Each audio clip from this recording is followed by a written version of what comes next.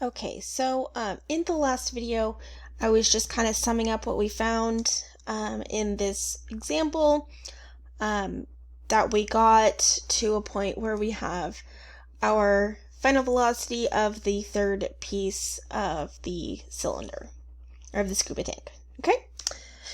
So let's go ahead and move on to the idea of center of mass. So the center of mass is the weighted average of the mass. Okay, so think about, when you're trying to balance something, you try to find that sweet spot, I guess you could say, where it balances perfectly, and typically that will be from the center of mass. Okay, so this is defined as 1 over the total mass times the summation of each mass times its radius.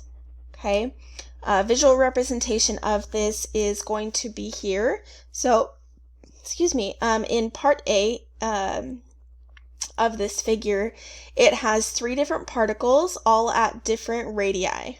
Okay, and in different directions. And so what we'll do is we'll take each of those and define them as some mass times their R1, okay? So I'll basically multiply each of their radii by their masses, okay? Then what we'll do is we will add each of those up, and so this is doing it graphically, adding the vectors graphically, okay? So we have 1, and then 2 in that direction, and then 3 downward. And so that gives us this resultant vector here. Okay. Then what we'll do is we will divide that whole thing by the total mass. So m1 plus m2 plus m3. And so we end up with this center of mass. Okay. So this is the center of mass. Okay. Now we can also do that with our velocity. So if we have some velocity vectors, we can do a very similar thing. Since the center mass of the velocity would just be the derivative with respect to time of the center of mass equation up here. Okay, so we end up with this here, 1 over the mass, times the summation of each mass times each velocity. Okay? So let's go ahead and do an example of this. Using the appendix, we can determine how far the center of mass of the Earth-Moon system is from the center of Earth.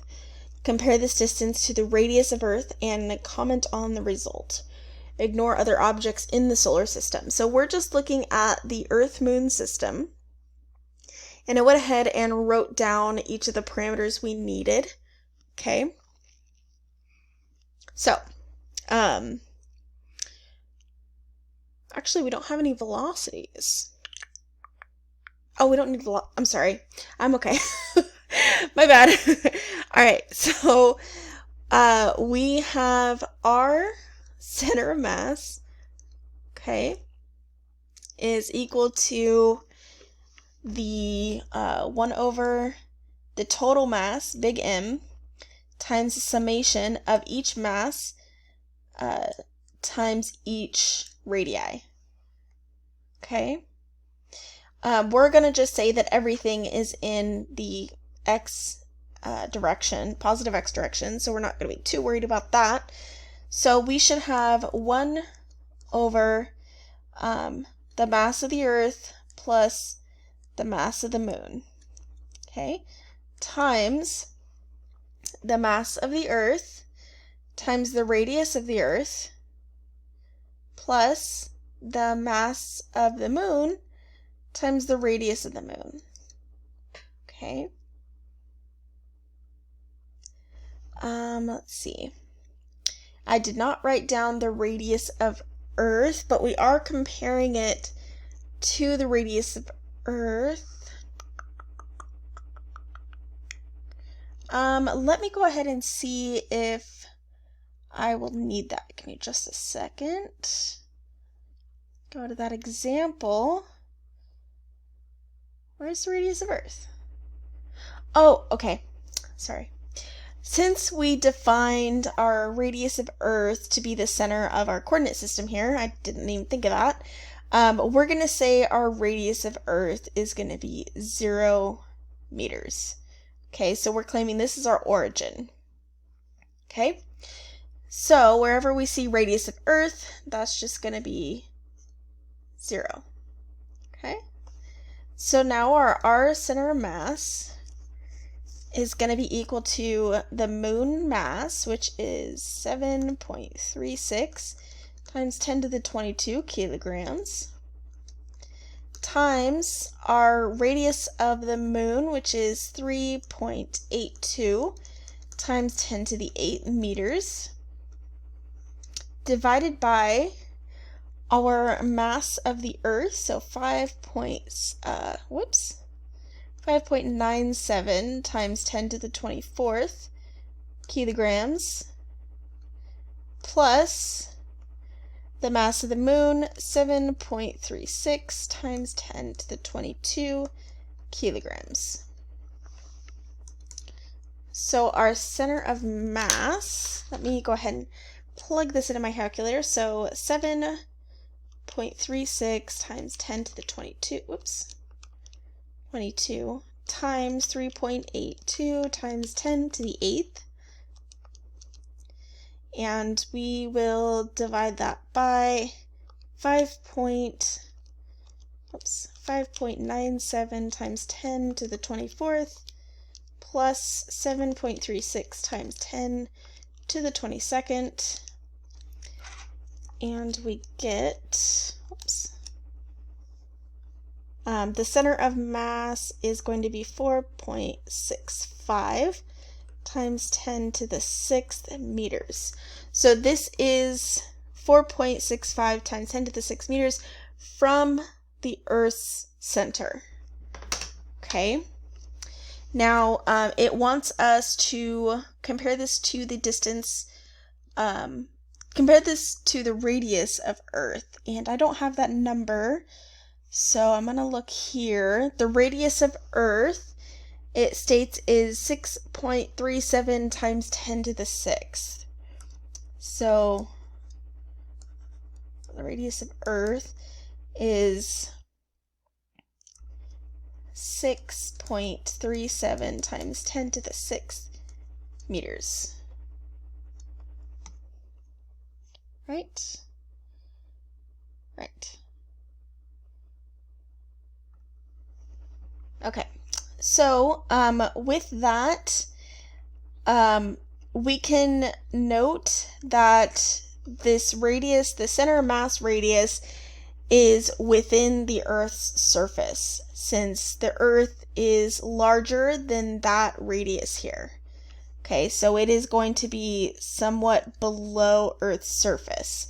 Okay, and we can subtract them and find that exact answer. But just to know that the center mass of our Earth-Moon system is actually within Earth is pretty interesting. Okay? Now let's go ahead and do the center of mass of a continuous object. And that is going to be our center mass is equal to 1 over big M, or the total mass, integrated over the R dm. Okay, so we want to look at example 9.18. Find the center mass of a uniform thin hoop or ring of mass m and radius r. So this is like a very generalized question. Okay, so we're going to go ahead and say RCM is equal to 1 over the mass times the integral from a to b. We're going to just set these limits, a, b. Okay. Times, and this is where it kind of gets tricky. We have, for our radius here, r, we're going to have some x component and some y component, right? So we need to go ahead and put those into x and y components. Okay, so if we have some angle here, making an angle here from our radial component, okay, we're going to go ahead and say this will be r cosine theta, okay, and this is the x component, right? So we have r and then cosine theta, since this is adjacent, over hypotenuse.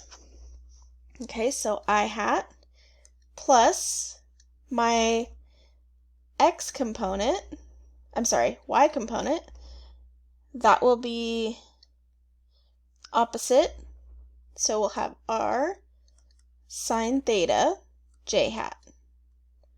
Okay, dm. All right. So we can go ahead and we're going to call this something different now. So dm is this little tiny piece, and we need to relate it to ds, so a different type of coordinate. Okay, now this coordinate, we in calculus, we can say ds is equal to r d theta. Okay, so now there is a bit of an explanation that I don't want to go too far into, but we are going to substitute this in for ds. So this is ds, and we need to relate that to dm, and dm is going to equal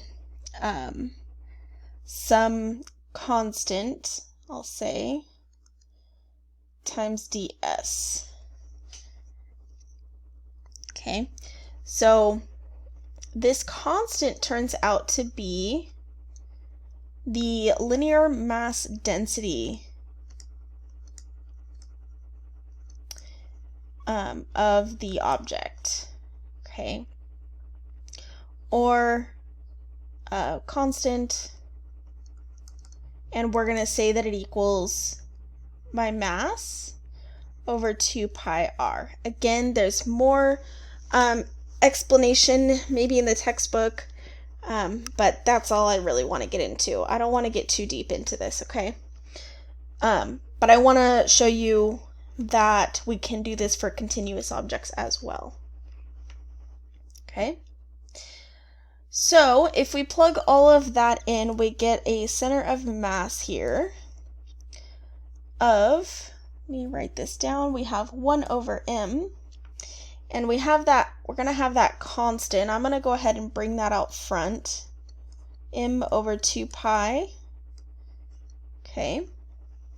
Then we have our integral from a to b of r cosine theta I hat plus r sine theta j hat, and this will be 1 over r from this constant here, okay, times r d theta.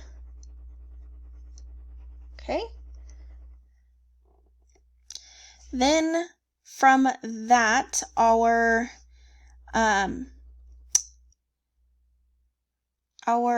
limits will change. So our a and b will go to 0 and 2 pi, since we want the whole circle, right? So that's going to be from 0 to 2 pi, okay, or the whole hoop, the ring.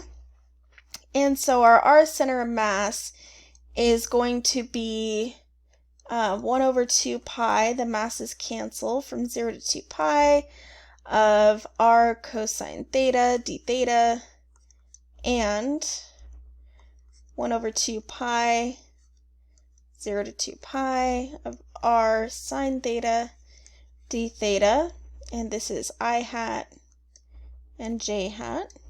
And from this we get that the center of mass is at 0, which makes sense because this is a continuous loop around 0. Okay? All right, we'll see you next time.